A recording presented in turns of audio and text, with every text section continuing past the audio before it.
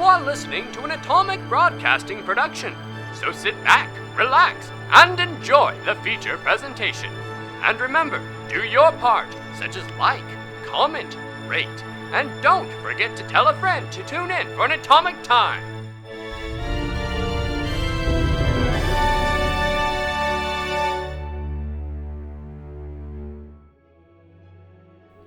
Now, where did we leave off? Ah, yes. As night fell, Zephyr called on the boogeyman to ask about their unholy arrangement. But the boogeyman seemed less stable than before, and threatened him that the next time they met, there would be a body. Zephyr, we're going to pick up where we left off. You have just woken up in your room, laying flat on your back on the floor. All of the doors and windows are closed. There's no light sources. It's pitch black, but with your dark vision, you can still see, of course, in the room. I immediately get up as fast as I can and run to the door. I don't even pay attention to the things that I've blocked the door cracks with, and just pull them along with the doors. I throw it, not really throw it as much as a door can open, and I start to run directly for the common area because I know that he's probably going to be there. As you descend the stairs back down into the common area of the tavern, you immediately notice that your vision hasn't switched back from dark vision to regular sight, as you realize the common area is just as dark as upstairs would have been. There's a brief moment of confusion, maybe just a hint of just like fear, before you realize it's just nighttime. There's a slim glimmer, a shimmer, a sliver. There's a sliver of moonlight coming in through one of the windows, and it sets your mind at ease that there's no supernatural darkness going on. It's just night. I'm going to give the air a quick sniff, and What time is it? And is the stew still boiling? You'd guess that it's probably around 2:30. Are you casting time sense with your Yes. sniff? Okay. It is 2:37.5 a.m. it's good to know, because if it was 2:36, this could be completely different. I don't remember which room is ours, but I am going to turn around and start heading that direction. As you turn, roiling down the hall is this pale green mist that starts flowing right through and around you and starting to fill up the whole common area. I'm going to stop. And from behind you, you hear, "I see you're still playing the heroes of fear." You see probably the weirdest reaction that you've ever seen. Half tighten up, immediately slump, tighten, just like a spasming muscle as I start to slowly turn around. As you turn around, you see a figure moving through the mist, very silhouetted at the moment, kind of just walking around the tables, and there's just this extra kind of like tapping, clacking noise, like something sharp just tapping along each of the tables. "I've come to check in on our arrangement." Hamir. Is that you? Yes, we're here. I was half expecting something else in this darkness. Still plagued by your dreams. They're far more than dreams at this point, Hamir. I don't think that our arrangement plays any part of my journey at this point. That's unfortunate. And he continues to get closer as the mist also follows along. But even as he gets closer and closer, it's still hard to see him and make out. And this, praying mantis sort of arm jabs itself into one of the stools by the bar, seemingly stretching out from Hamir's silhouette. Upon seeing that, Zephyr is slowly kind of drawing his fingers over the amulet that he had put around his wrist, the one that can become a weapon. What's happened to you, Hamir? Nothing that wasn't already done. And you hear his chain start to uncoil on the ground. I've been searching and searching more for Hertha. The gods don't seem interested in letting me do my work. I've gone through a lot of seers, clairvoyants, wizards, many people who claim they can find things for me. Things have begun to change. I need you to be focusing for me on where Hertha is. I don't have the time or the ability to waste anymore on this blockade put before me. Are you sure? Are you sure that you're searching for the same thing that you started? Oh, yes. Yes. If they're keeping me from finding her like they've been doing all my life, getting in my way, taking me from my family, using me like a toy, well, now it's time to shift focus, get them out of the way. Who are you talking about? The gods of fear, all these fake things that pretend like they know what's going on and pretend like they know what's best. Hamir, as much as I am not a religious man, I know people use these gods as something to rely on. You can't just... We understand what they are, and we know they're just in the way of everyone, of everything that needs done. We? You keep saying we. Who are you talking about? As you say that, there are other silhouettes moving around in the mists. And he starts to move forward a bit out of the mist. And you see coming out of his back right shoulder is that long praying mantis-like limb. And out his right eye near his tattoo, growing out of his tattoo, are these fungusy, corally eye shapes growing over his right eye and all around. Hamir, you said that what happened to you has always been this way, or at least was happening when I last saw you, but this is not right. It's all the same, the chains are just loosened a bit. Ever since I died, we've been together. I don't understand. You don't have to understand, Zephyr. It's not your place in life. What is it that you want me to do now? I want you to uphold your end of the bargain, just like before. We need you to find my daughter, because the gods won't let me. And do what? Bring her to me, and on failing that, tell me where she is.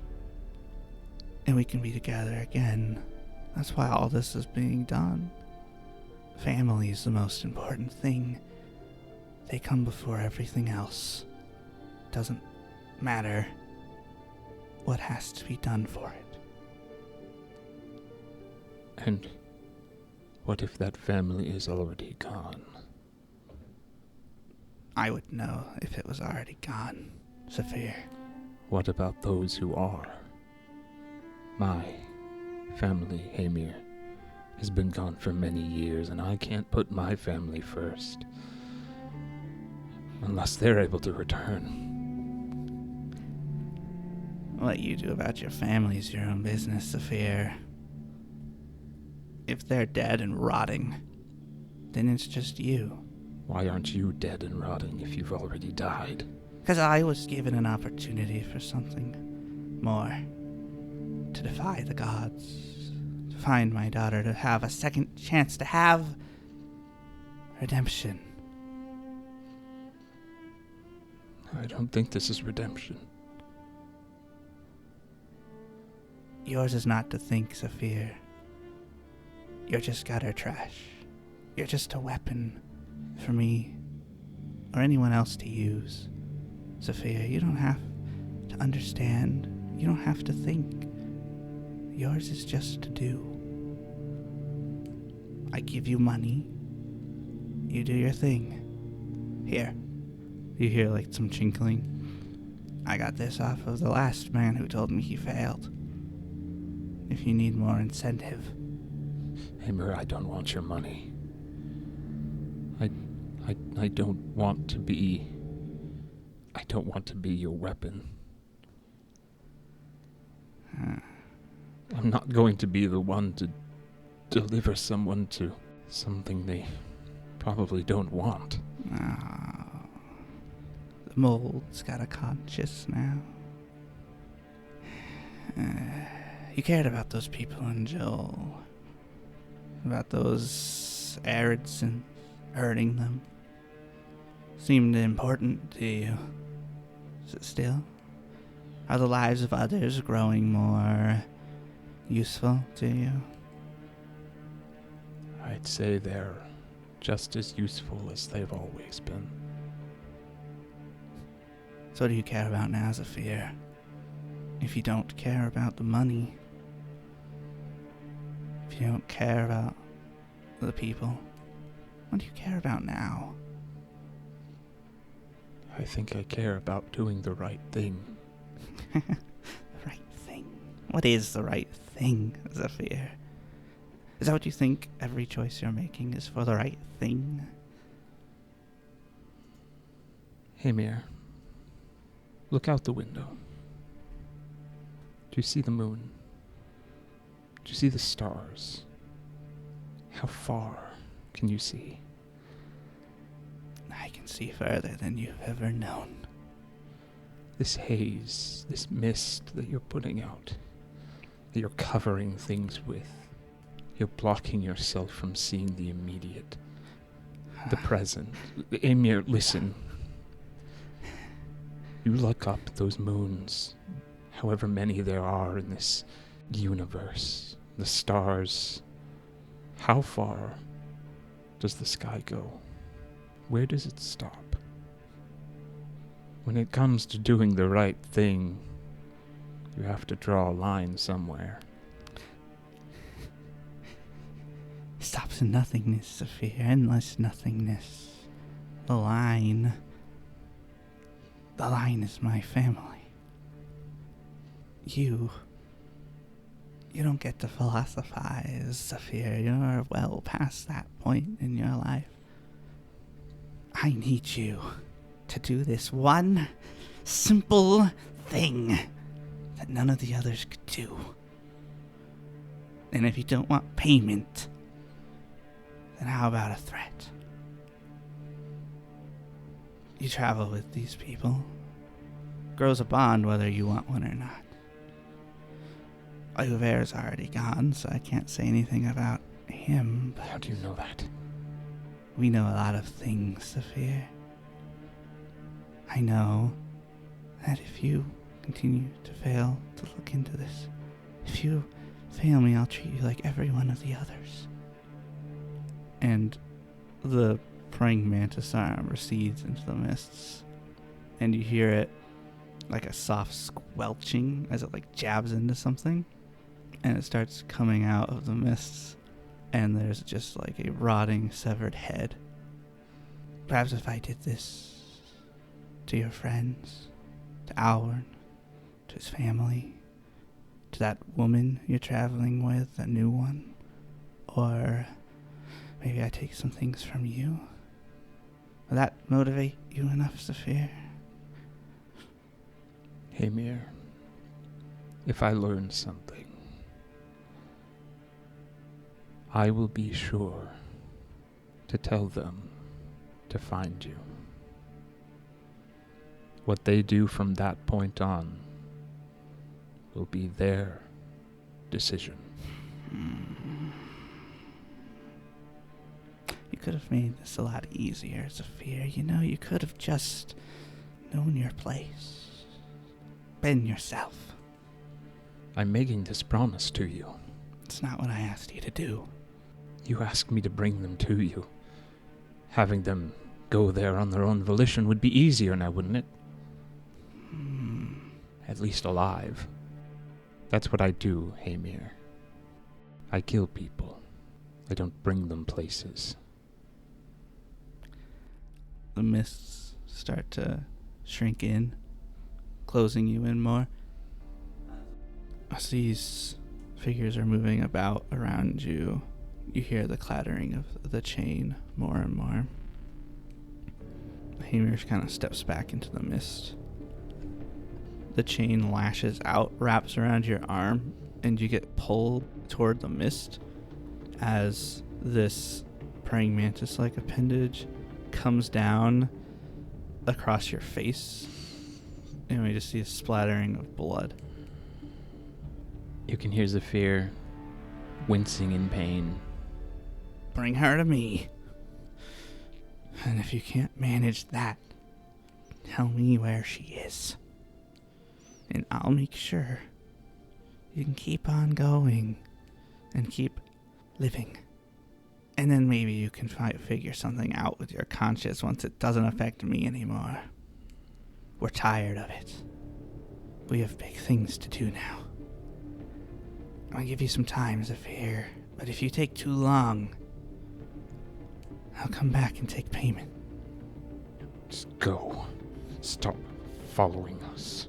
Go find your gods and kill them, whatever you have to do. I will do what I can. You'll do what you were born to do. The mists all start receding, and it's empty and dark again. I need to talk to Val.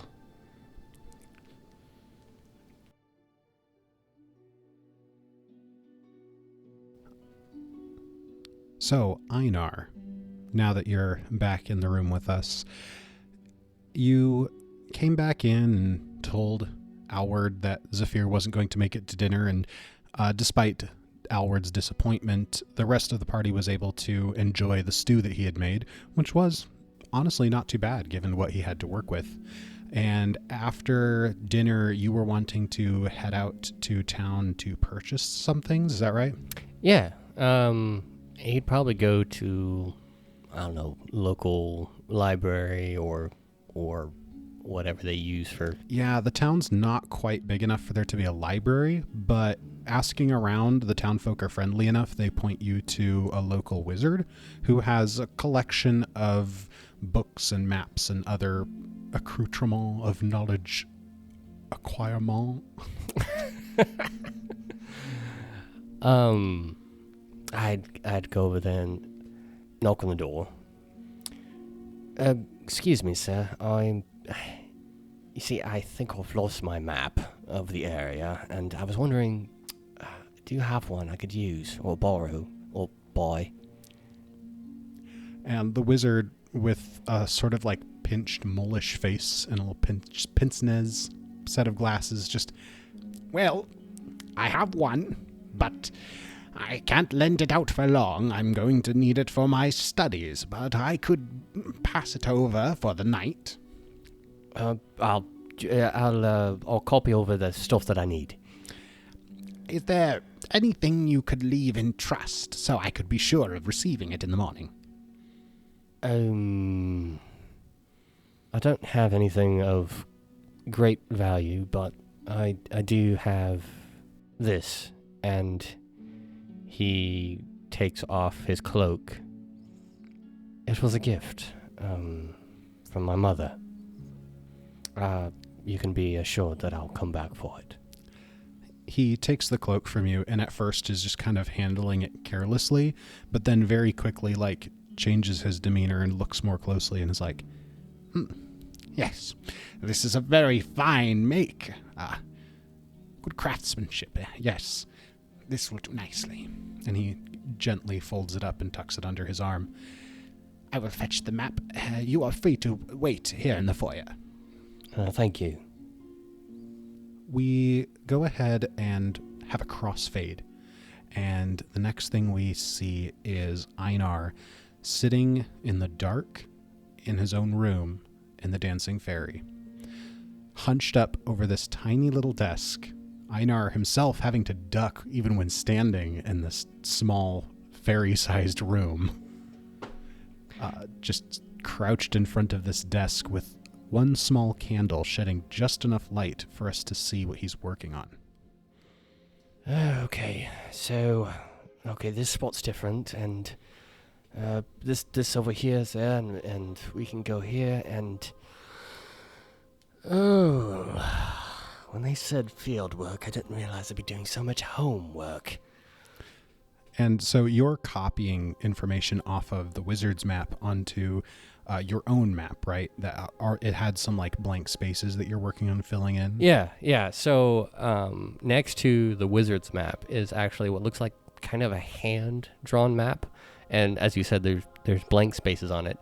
And what he's doing is he's referencing the wizard's map and kind of filling in those blank spaces of like topography or whatnot. But he's also referencing right above the hand-drawn map is this old book that he's been flipping through, and looking at the book, it's written in Dwarvish, but in between the lines there seems to be a translation in a very spidery handwriting of that Dwarvish, and he's taking notes from it and the map and then filling in those blank spaces. The camera pulls in for a close-up on the candle, and we watch as the candle quickly melts down closer and closer, almost threatening to gutter in its own wax as we transition forward deeper into the night. Okay, so that's pretty much all the information I can get. Alright, so we can go here, or we can go here, or we can go there.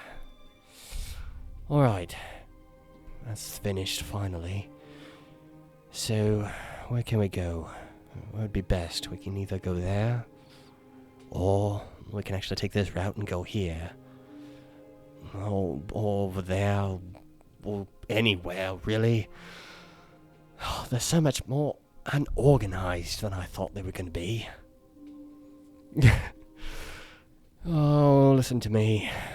Uvel, you're right. I'm turning into you. At that moment, you hear a thud of a sound, almost as if someone just like fell against the wall in the hallway outside of your room. And with that drawing your attention, you tune in your senses a little more closely, and you can hear the footsteps of two people heading down the hallway, and it sounds like one of them is a little bit unsteady on their feet. The thud startles Einar, just it being so early in the morning at this point, and he quickly closes the book, folds up his map, and just stuffs it in his bag, just out of habit and him being startled. And then realizing that one, it's not somebody coming through the door, and hearing those footsteps, he just frowns and just decides to go kind of just take a peek. All right. And with that, I need to go back and see what Alward and Zephyr have been up to. So Sven, would you go ahead and send those players in? All right. Petite, go ahead and set the scene for us. So you're peacefully sleeping, and you hear, not sure if you wake up, some quiet tapping at your door. And it starts to get louder and louder until it becomes pounding. Outward! Outward! Can you you say that one more time? Howard! Thank you. Howard's gonna wake up, summon his unseen servant, who's going to open the door, and he's gonna start putting on his clothes. How aware of things are you right now? Are your eyes open? Oh, are you yeah. usually pretty... Do you wake up quickly, or are you still pretty groggy? He typically wakes up pretty fast, but he has routines that he goes through in the morning. He's assuming you're waking him up because it's morning. So, when the door opens, you see Zephyr drenched with sweat and potentially humidity. And on his face, you can see a fresh lesion coming down his face. Jordy, can you describe that a little bit for me? Yeah, so on Zephyr's face, on his right side, there's 2 gashes into his face that go horizontally at first and then turn and cut down in a vertical line. You immediately recognize these gashes. They look very similar to the tattoo that Hamir had on his face. Are you? What's going on? Are you okay? Do you need to see Val? No, I need to talk to you. You're bleeding. Never mind that. I really need to talk to you, Albert. I have for a very long time now. Okay, Ed, I'm just gonna have my unseen servant stand in front of you to catch your blood so it doesn't get on the floor. Oh, that's disgusting. Bloodstains are really hard to get out, even with prestidigitation. I put my hand kind of over my face just to kind of cover where the blood is coming out, and hopefully to catch most of it. Do you have any rags or anything I could... No, but I have this, and he's just sort of hands you some scratch parchment. As you hand that to him, you see in his hand, hilt facing towards you, the dagger that you've seen him use many times. And he's kind of doing a motion, just holding it out to you as well as taking the parchment. I know you've looked at this before, but can you please tell me anything further about it? That's not how that works, Sophia. Please, just try. For me. Howard's gonna have his mage hand take it from you and then touch it with his finger. As before, you immediately get the sensation of grief with just a touch of anger and confusion mixed in. It's been forever. Which ones of those are new? None of those are new. If any. That's very similar to the impression you got last time you touched it. If you wanted to delve further, you could, maintain contact for a full minute and really focus. It seems to be the same thing. I don't... Please, Howard. I need something more. Hold on to it. Just put the hilt in your hand and just try. Please. Well, which one do you want? There's multiple emotions going on. I don't know. Anything further than something I get by just looking at it. I don't know what you get by... you've been really rude to me in the past couple of days. Why? Also, it's not morning. Why did you wake me up? I needed to come to you as soon as possible. I've had some interesting conversations in the last, I don't know, from what it feels to me, a few hours. I don't know how long I was asleep. Albert, the things I've said to you, I won't take back. You don't realize how hard this is for me. There are so many things that I have denied just for the sake of keeping my morals. But I tell you this with all certainty, I do have a price for anyone. And as much as it may anger you to hear, that includes you and your family.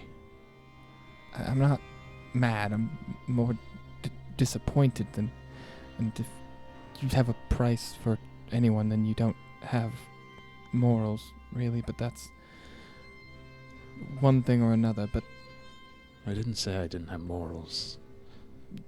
Alward, you know that money that you owe me? it's not that much. Can you consider that the price for your family? You would kill your my mother? family for 45 gold and 5 silver? Possibly. That's not a lot. No, it's not. So, you burst into my room demanding a favor of me, Yes, and you've done nothing. and then stand there and say you're going to kill my family if I don't pay you money. Alward, do you not realize it's not about your family? Zephyr is getting closer and closer. What is Alward doing? I don't know the dimensions of this room, so I don't know what I'm able to do. It's pretty cramped. Okay. I guess I would try to be maneuvering to where I'm at the door and you're not, keeping the unseen servant in front of you. Since I came in the door, I'm trying to stay with my back to the door with you in front of me. But as I'm getting closer and closer to you, as close as I possibly can, I too cast Telekinetic Hand. And I go to reach for the dagger and start moving it hilt forward towards you. Alward, I need you to feel what I feel. You know, there are nice ways to go about things, Zephyr. I don't have time to be nice. Everyone, You don't realize what I've been through the last hour. I mean, you can explain. I don't have time to explain. You don't realize. I need to know this. In the 5 minutes we've been talking, you could have explained, instead of saying you'll kill my family again and insinuating I'm not worth anything to you. But fine, it takes a lot of focus, so I'm going to lock you out of my room because you're being very aggressive, but I Alward, will look at the dagger for you. Alward, listen to me. My face? It's very bloody. Hamir did this. He's in the town. He's in the What? inn. Why didn't you lead with that? He's not my main concern right now. He's kind of my mate. Wait, you know who's here? Yes, of course, but he didn't seem to care. But At that's least he doesn't realize who she is. Now, this That's is good. what is important. right, but I'm still gonna lock you out of my room. Alward, I just said I'd look at I it. can't be out there. You can't leave me without my dagger. You have a bow and a rapier and magic. Not how that works. Pretty sure that's how that works. No. Fine, but go stand in that corner or something. Fine, I will. I'm gonna go in the other corner. The unseen servant's gonna shut the door, lock it if it has a lock. Yeah, it's got like a slide bolt. So yeah, I'm gonna do that. Let's focus on the confusion, I guess, because I don't remember that last time, but Alward, as you're holding the dagger in your hand and you focus in on that sense of confusion, slowly out of the darkness a face appears, and you see the face of someone who is undoubtedly Zephyr as a child. As usual, you see it from the perspective of if you were the object seeing the face, and you're looking up at the childish Zephyr's face, just tears coming down his face, eyes red, both in the natural sense from crying, but also in the Zephyr sense of being full of emotion. And you can just see written all over his face just anguish, confusion, fear, as if something terrible has just happened. okay, nothing different.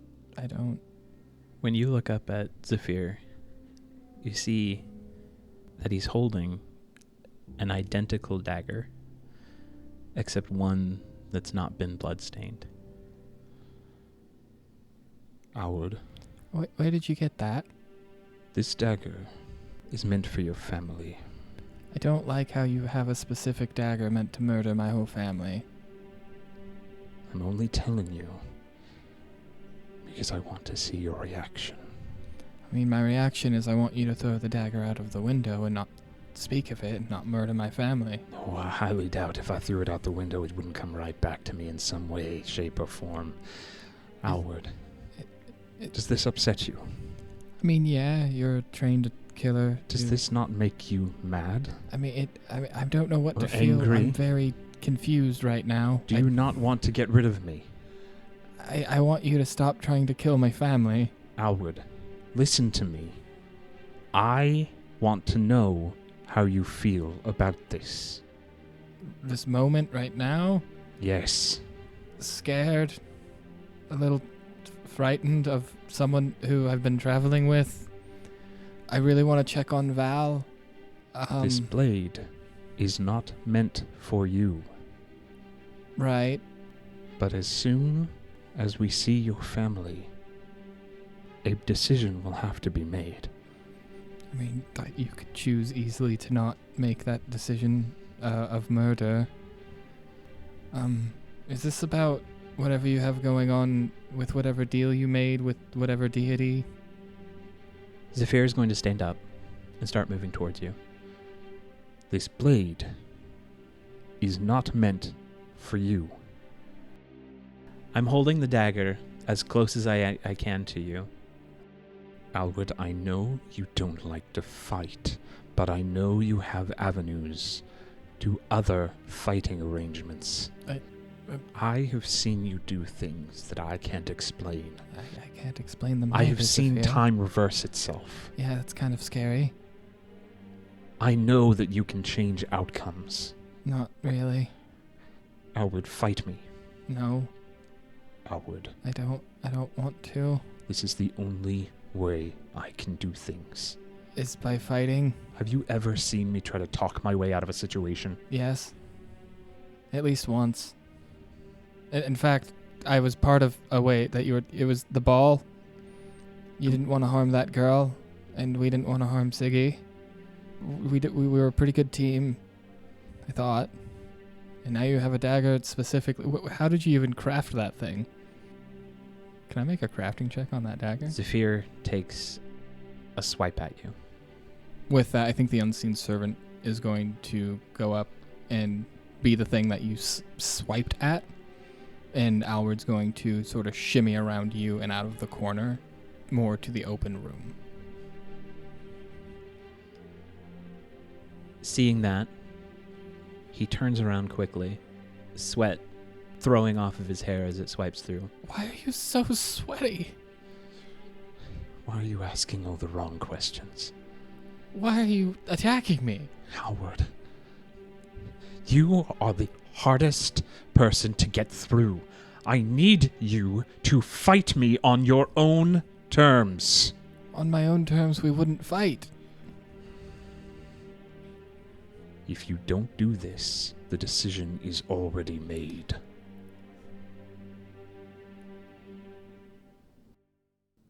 Look, we will do it on my terms. I've only done this once on my terms, and it was when I was very unstable. So, I want to try a different way, and I think both of us will... Well, I won't get what I want, but you will. And if that will mean you stop attacking me and trying to murder my family, then it's a win-win. Do what you must. Okay. Howard's going to find a table in the room and move it to the center. And he's going then to get a chair for you. He gestures you to sit down. Then he's going to have his unseen servant brew some coffee. And he's going to sit down, and while the unseen servant's brewing the coffee, he's like, the first time I was at a coffee shop that I quite enjoy. So I would like to do it like this. So just wait for about 3 more seconds, and we'll have coffee and do this as civilly as possible. Zephyr takes the dagger and he puts it in his left boot. Noting, of course, every time he's taken out the other dagger, he's always pulled it out of his right. Now can I make a crafting check in the 3 Yeah, I mean, while the coffee's brewing, go ahead and give me a crafting check. Cool. This is not at all how I thought this conversation would go, but at least we're getting somewhere. 28. With a 28, Alward, you recognize these daggers' craftsmanship as being both of elven tradition and of using the crafting style and materials that would be more commonly found in southern Avestan, more around the area of Cheliax.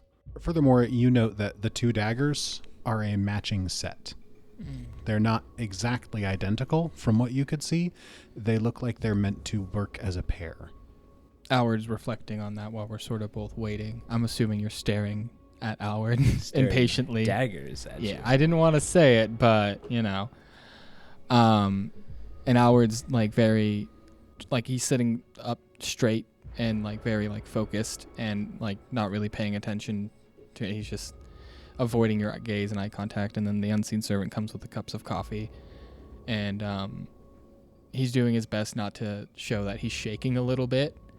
And he's like, okay, we'll try this. And he's going to try and reach out to your mind to see if he can't engage. He's basically trying to mimic what the dwarf did to him at the coffee shop, to as an exact of a T as possible.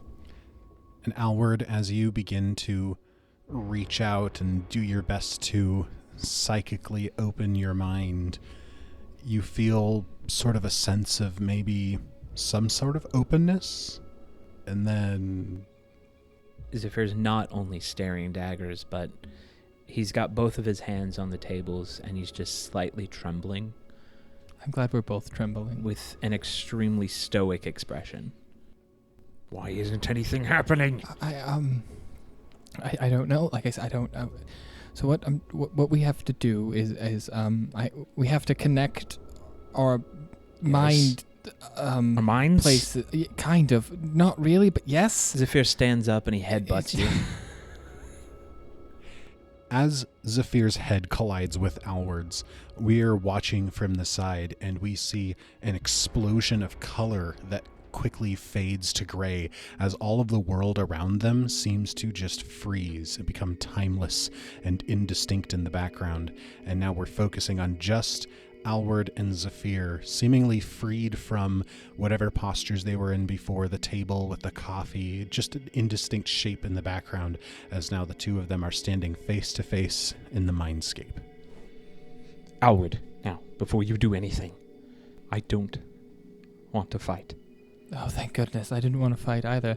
I think there are rules of this that we have to. I don't know. There doesn't matter. If we have to fight, then we'll figure something out, but I want you to know that I did not mean anything that I just said. I was trying to get you angry. Well, that's the only thing I know to do. I don't like being... Bad things happen when that... Wait, you don't know how to have a conversation with someone? It's not about the conversation, it's about the location. Alward, as you know, I'm being hunted. Right. And this is my only attempt to get away from him. Wait, so is Haymir actually here? It's not Haymir that I'm worried about. Well, again, but Val... He was here, but he left. Oh, okay. The boogeyman. Right. He can hear me wherever I am. And my only assumption is that being in this type of space cuts me from that.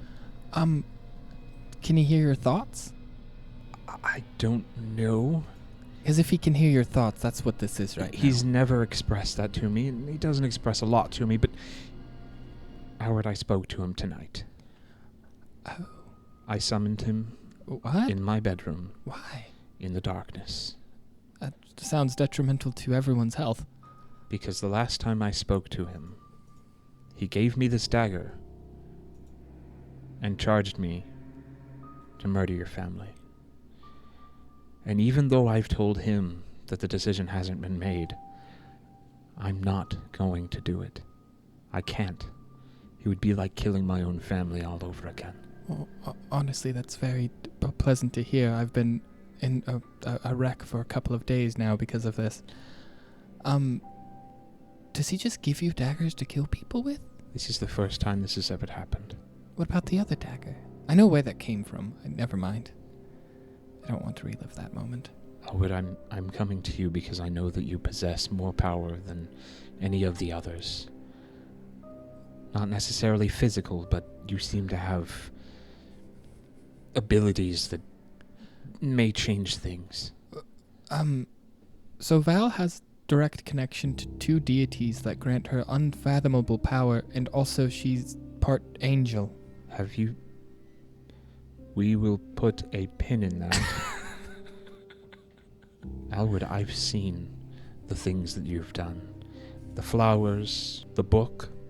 I know that something happened. I was very confused at the time, but after thinking about it, I know something happened, and it was reversed. But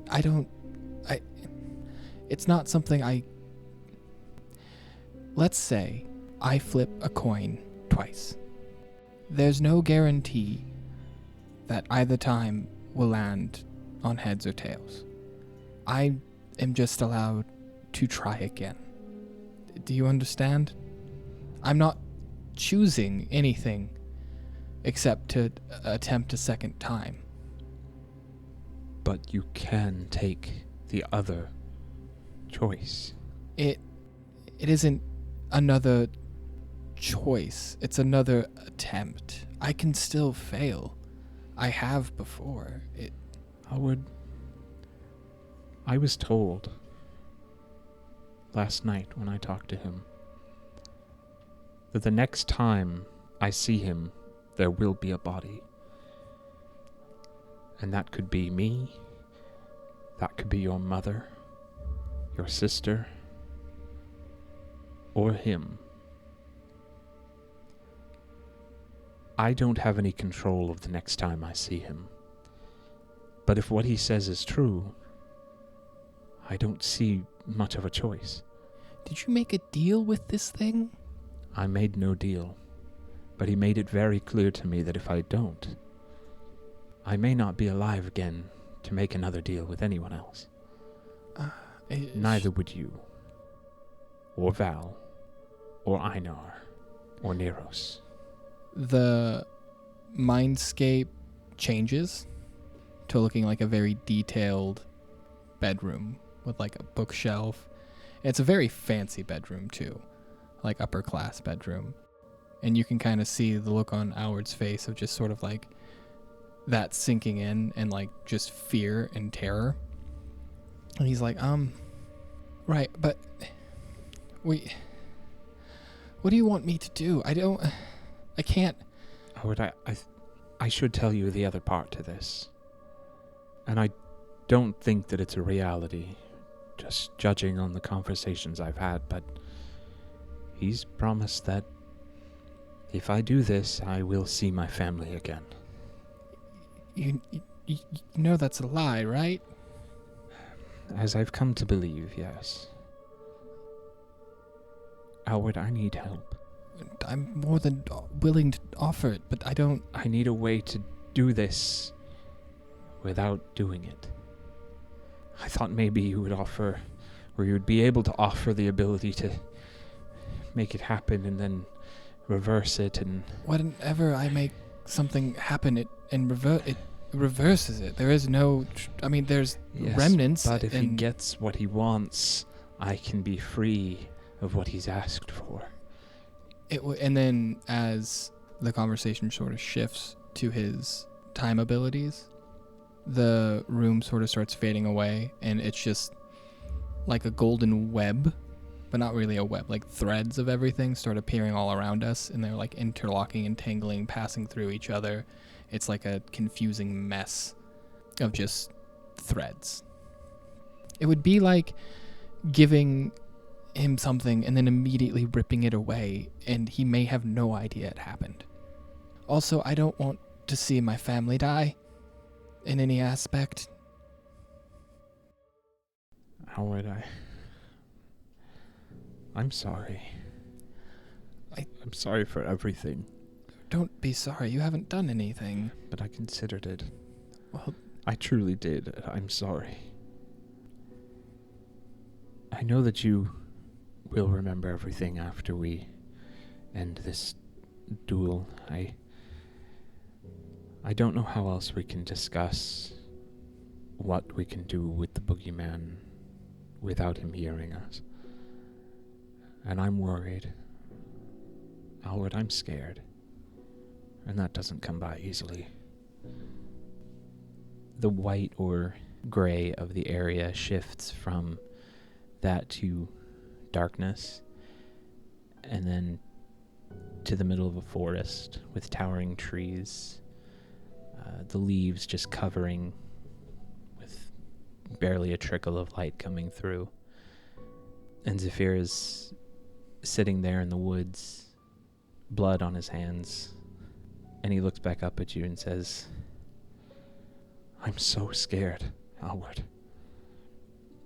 This happened to my family many years ago, and I never in my life would have thought that this would happen to someone else.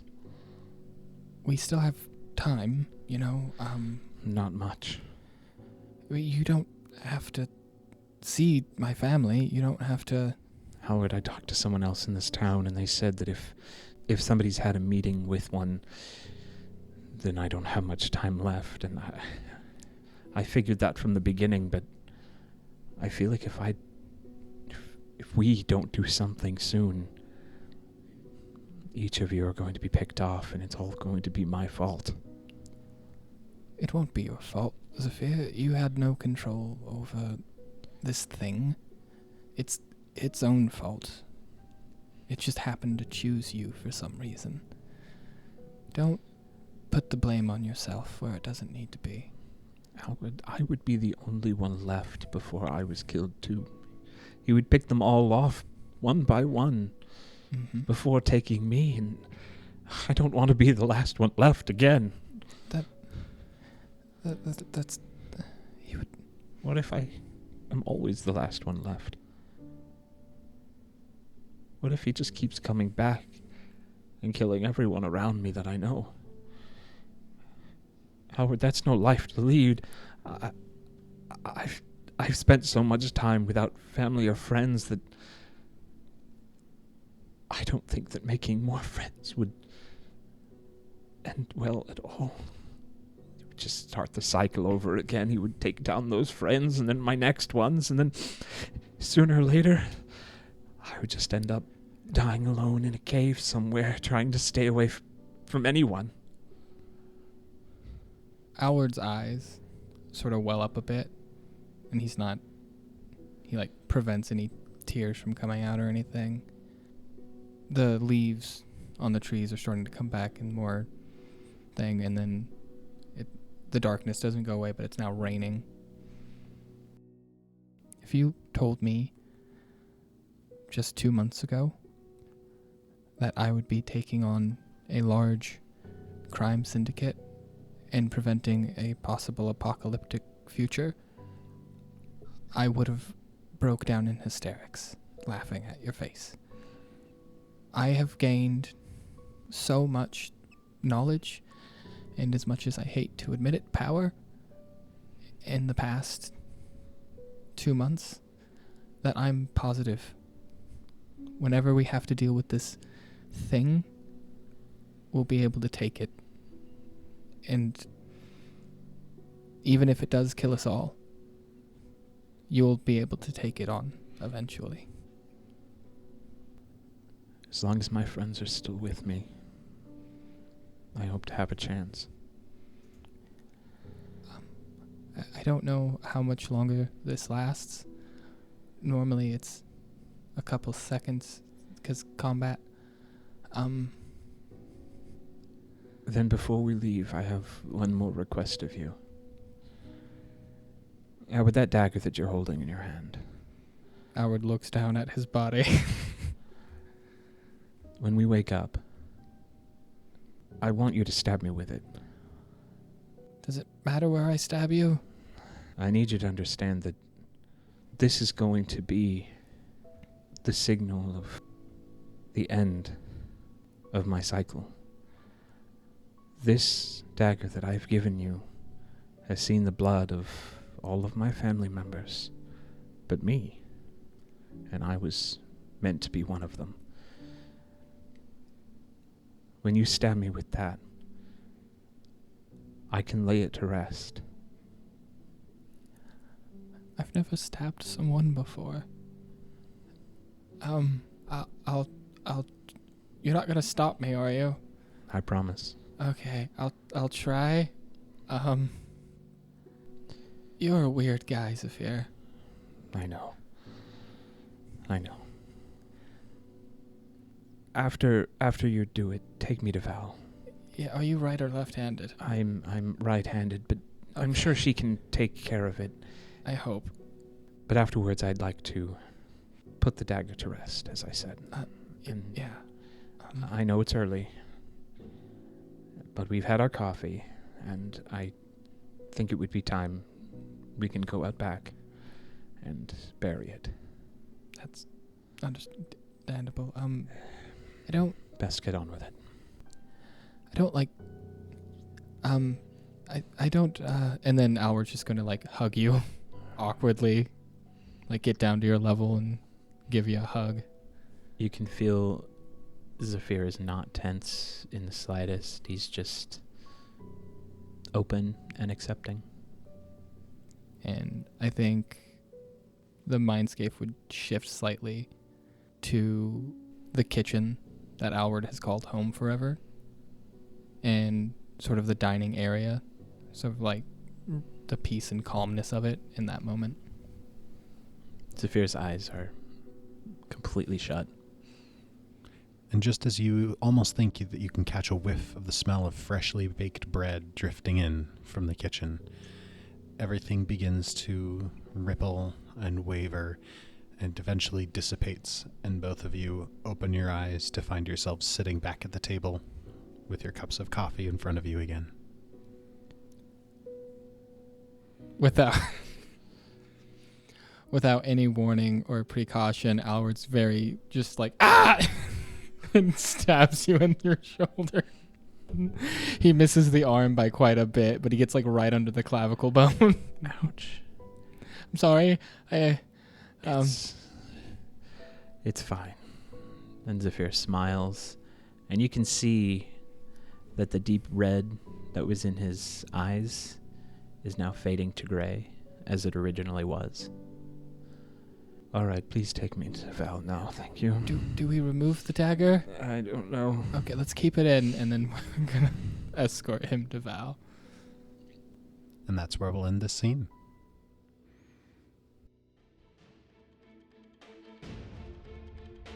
This has been an Atomic Broadcasting production. Pathfinder, Galarian, and the Lost Omens world setting are copyright of Paizo. More information at paizo.com. Music in the show is from Monument Studios' collection, as well as assorted artists, with some original tracks composed by Jordy Hake. More details in the description. If you enjoyed the show, please remember to share with a friend, and we'll look forward to seeing you again next time. I didn't expect to cry, but I did tear up a little. I was about to, and then I was like, I have to hold it together, otherwise we're not gonna leave.